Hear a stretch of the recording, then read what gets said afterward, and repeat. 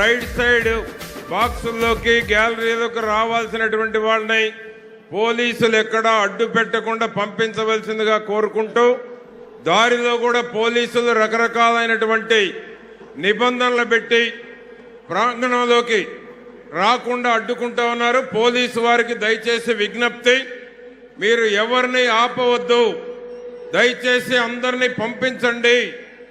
Police వారిని request చేస్తూ ఉన్నాం. దారిలో కూడా ట్రాఫిక్ ఆంక్షలతోటి లక్షలాది మంది ప్రజల్ని లోనకు రానియకుండా రకరకాల అడ్డంకులు పెట్టి ఆపుతూ ఉన్నారు. దయచేసి పోలీసు వారిని సహకరించవలసిందిగా కోరుతూ ఉన్నాము. పోలీసు వారు దయచేసి సహకరించవలసిందిగా కోరుతూ ఉన్నాము. ఎక్కడ మెయిన్ రోడ్ల మీద కూడా బళ్ళు ఆపుతూ ఉన్నారు. వచ్చేటువంటి లక్షలాది మంది ప్రజలను ఆపుతూ ఉన్నారు.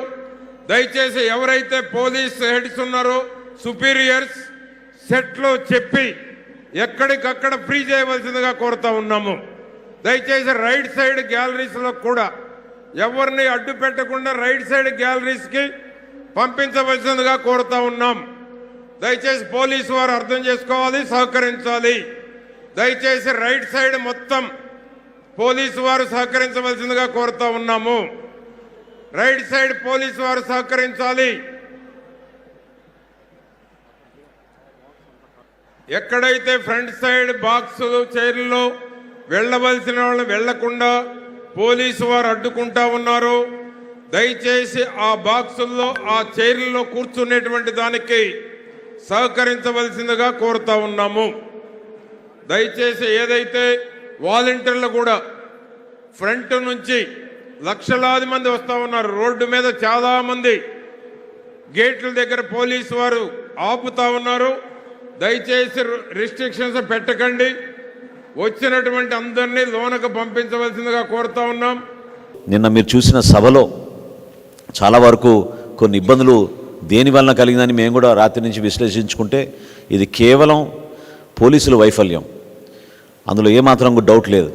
మేము అనేక సందర్భాల్లో అక్కడ స్థానికంగా ఉన్న సెక్యూరిటీ మెజర్స్ పైన, మా కోఆర్డినేషన్లో జరుగుతున్న కొన్ని అంశాలపైన మా నాయకులు అక్కడున్న పోలీసు అధికారుల దృష్టికి తీసుకెళ్ళినా కూడా అసలు ఊహించని విధంగా వాళ్ళు ప్రవర్తించుకుంటూ వెళ్ళారు.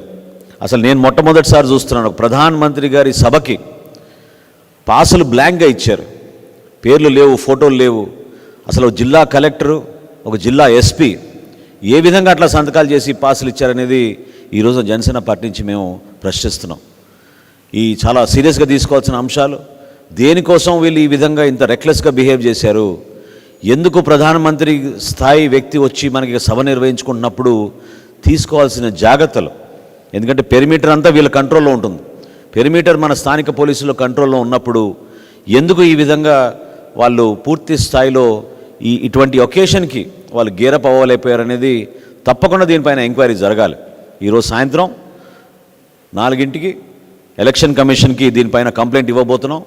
తప్పకుండా ఎవరైతే అధికారులు దీంట్లో నిర్లక్ష్యంగా వ్యవహరించారో వారిపైన తప్పకుండా చర్యలు ఉంటాయి రాబోయే రోజుల్లో అనేది నాకైతే చాలా బలంగా నేను కోరుకుంటున్నాను. ఇది చాలా తప్పు. ఇది సభ మేము ఏర్పాట్లు చేసుకున్నప్పుడు ప్రధానమంత్రి గారి భద్రత విషయంలో, సభలో జరగాల్సిన సెక్యూరిటీ విషయాల్లో సరైన రీతిలో వీళ్ళు స్పందించలేనిది తప్పకుండా నేను జరిగిన సంఘటనలో అది భాగమే అని నేను మనస్ఫూర్తిగా తెలుపుతున్నాను.